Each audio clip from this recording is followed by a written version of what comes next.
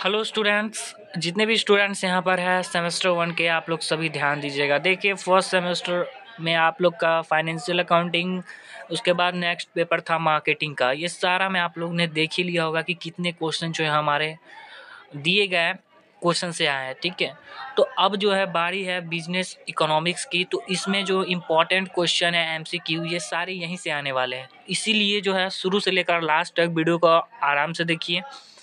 ठीक है, अब यहाँ से जो है शुरू करते हैं वीडियो को। देखिए, यह परिभाषा व्यावसायिक अर्थशास्त्र में व्यावसायिक परिस्थितियों का विश्लेषण करने के लिए अर्थशास्त्रीय विचार पद्धति का उपयोग किया जाता है। यानी कि ये जो कथन है पूछ रहा है किसका है, तो ये आपको मैकनियर व मैरियम का कथन है। ठीक है, उसके बाद नेक्स्ट क्वेश्चन हमारा है इकोनॉमिक थ्योरी और ऑपरेशन एनालिसिस जो है उनके लेखक कौन है। तो उनके लेखक हमारे बामोल जी है। कौन? बामोल। व्यावसायिक अर्थशास्त्र को कहा जाता है, यानी कि व्यावसायिक अर्थशास्त्र बोले तो बिजनेस इकोनॉमिक्स को क्या कहा जाता है, तो फर्म का सिद्धांत, व्यवसाय प्रबंध का अर्थशास्त्र या उद्यम का अर्थशास्त्र। तो इनमें से कोई नहीं होगा। ठीक है, तो इनमें से कोई नहीं। ओके, अब जो है नेक्स्ट आगे बढ़ते हैं। एमसीक्यू देखिए सब इंपॉर्टेंट है, जो भी अभी हम करा रहे हैं सारा आपको बुक से है, पब्लिकेशन वाले। तो अभी जो है हम आपको इम्पोर्टेंट एमसीक्यू करा रहे हैं वन शॉट में। उसके बाद नेक्स्ट क्वेश्चन जो भी अपलोडेड है वो टेलीग्राम पर है। ठीक है, जो भी इम्पोर्टेंट क्वेश्चन है वो टेलीग्राम पर हम बहुत पहले ही दे दिए थे, फिर उसको हम जो है टेलीग्राम पर फिर से रिवाइज करके अपलोड कर दिए हैं टेलीग्राम पर। तो आप लोग टेलीग्राम से जुड़ जाइए, डिस्क्रिप्शन में होगा मेरे लिंक। ठीक है, अब आगे जो एमसीक्यू है उसको देखते हैं। हमारा नेक्स्ट क्वेश्चन है व्यावसायिक अर्थशास्त्र जो होता है हमारा, ठीक है, के क्षेत्र में सम्मिलित किया जाता है। व्यावसायिक अर्थशास्त्र के क्षेत्र में सम्मिलित क्या किया जाता है, तो मांग का विश्लेषण, उत्पादन एवं लागत विश्लेषण, पूंजी प्रबंध या सभी। तो इनमें से सभी को जो है हम बिजनेस इकोनॉमिक्स के क्षेत्र में ऐड करते हैं। किसने व्यावसायिक अर्थशास्त्र को आर्थिक सिद्धांत का व्यावसायिक व्यवहार के साथ एकीकरण की संज्ञा क्या है दी है, तो स्पेंसर एंड सीगलमैन जी। ठीक है, अब चलो नेक्स्ट आगे बढ़ते हैं। अब देखो यहाँ पर जो इम्पोर्टेंट क्वेश्चन है कहीं से भी पूछा जा सकता है, ये सारे जो है इम्पोर्टेंट सब क्वेश्चन सब है। तो देखो यहाँ पर व्यावसायिक अर्थशास्त्री के कार्यों को बांटा जाता है, यानी कि बिजनेस इकोनॉमिस्ट जो है, ठीक है, उनके कार्यों को कितने में बांटा जाता है, तो 2 स्तर में। पूछेगा एग्जाम में तो लिखना है 2 स्तर में, टिक करना है। प्रत्यक्ष ज्ञान में निर्णय लेने में निम्न कार्य करना होता है, किसका, तो समस्या की जानकारी करना।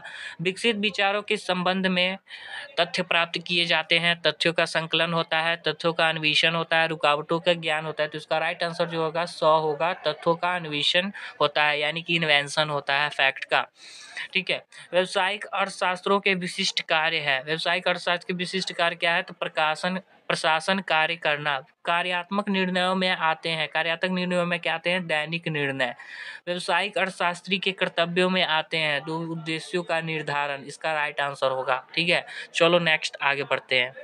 नेक्स्ट यहाँ पर हमारा क्वेश्चन है मांग से लेकर, ये एमसीक्यू तो इम्पोर्टेंट होगा ही आपके भी दृष्टिकोण से और मेरे भी दृष्टिकोण से।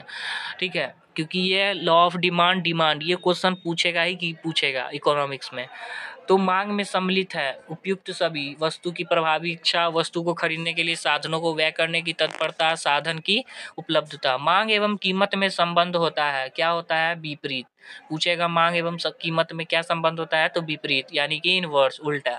गेंद एवं बल्ला किस मांग का उदाहरण है, इंपॉर्टेंट क्वेश्चन, ये हमारा संयुक्त मांग का उदाहरण है। वह वस्तु की पूर्ति एवं उसकी कीमत में संबंध होता है सीधा।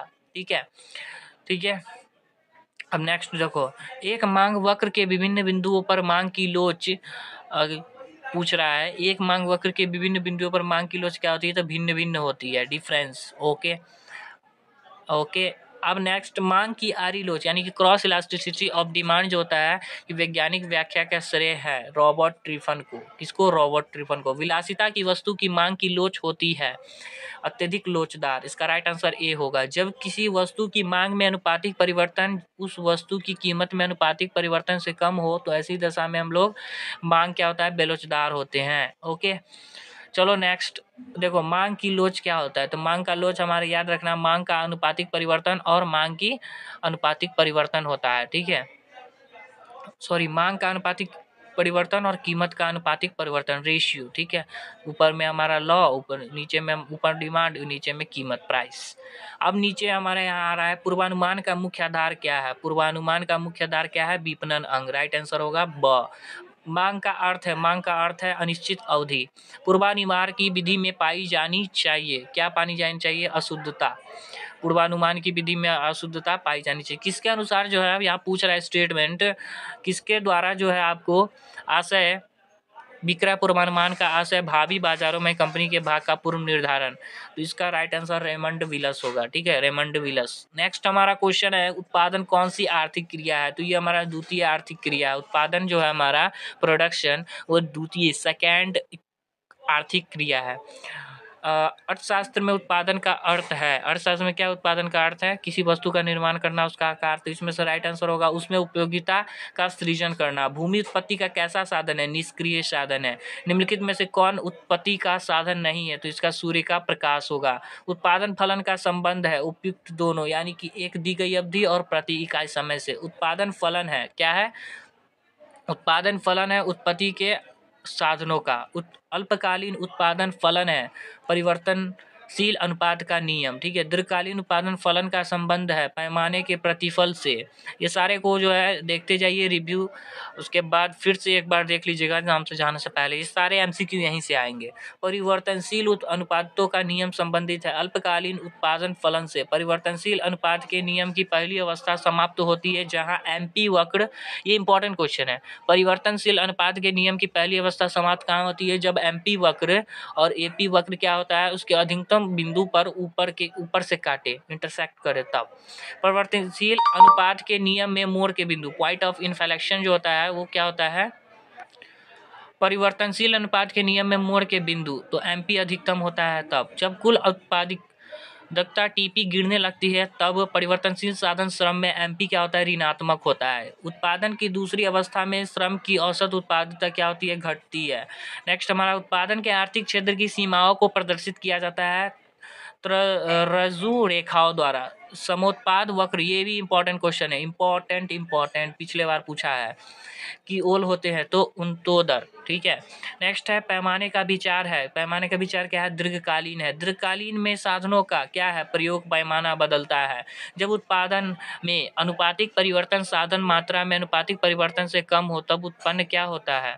पैमाने का घटना प्रतिफल। क्या है? पैमाने का घटना प्रतिफल। नेक्स्ट क्वेश्चन है मूल बिंदु से खींची गई रेखा पैमाने को बताती है। नेक्स्ट क्वेश्चन है पूर्ण प्रतियोगिता, यानी कि ये जो आपको आ गया है एमसीक्यू, ये हमारा परफेक्ट कंपटीशन से आया है, ठीक है, परफेक्ट कंपटीशन से।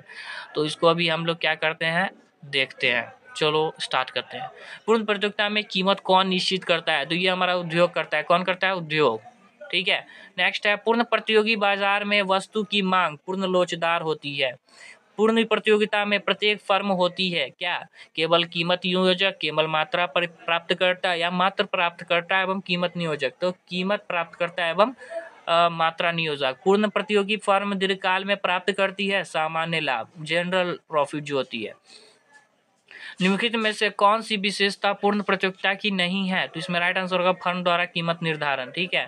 चलो नेक्स्ट, एकाधिकार में किसी वस्तु के विक्रेता होते हैं केवल एक। एकाधिकार में क्या होता है? हम लोग पढ़े भी है पिछले वीडियो में जो बताए थे कि हमारा जो मोनोपोली होता है उसमें हमारा एक के को होता है विक्रेता, ठीक है, बाकी सब क्या होता है? खरीदने वाला।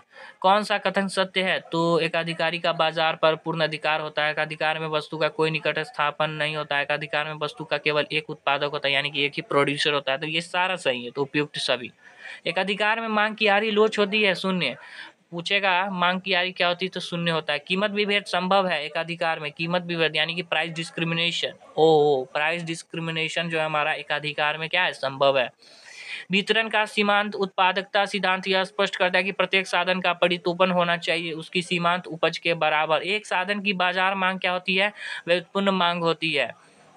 दो टाइप के मांग होते हैं ना।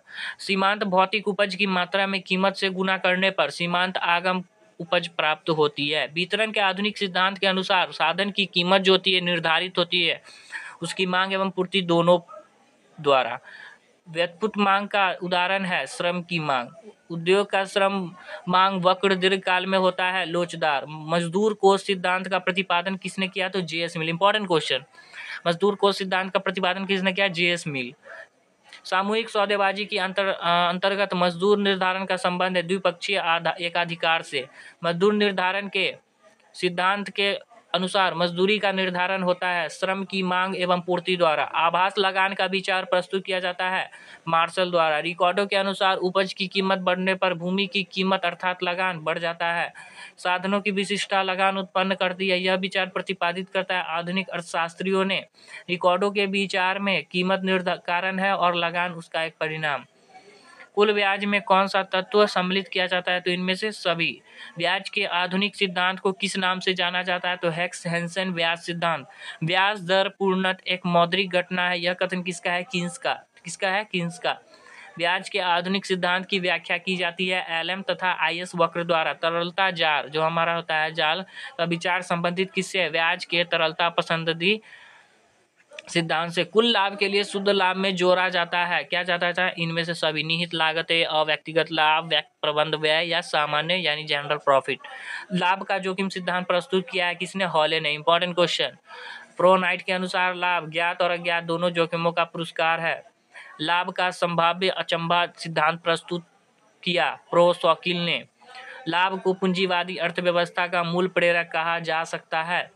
ठीक है। एक लेखा वर्ष में किसी घरेलू, ये हमारा जीडीपी एनडीपी से हमारा क्वेश्चन है। ठीक है। एनएनपी जेएनपी जो है तो इसमें राइट आंसर होगा जीडीपी।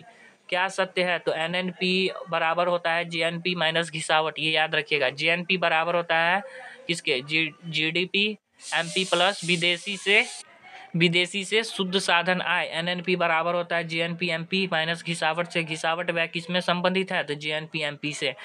एनडीपी एफसी किससे बराबर है? तो जीएनपी एमपी बराबर प्रत्यक्ष कर प्लस आर्थिक सहायता।